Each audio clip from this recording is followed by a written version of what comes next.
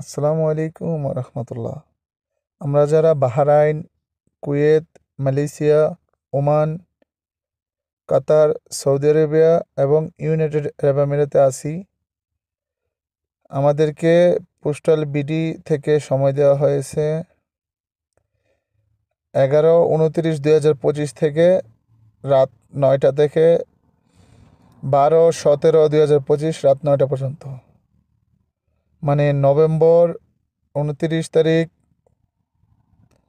রাত 9টা থেকে ডিসেম্বর 12 তারিখ রাত 9টা পর্যন্ত।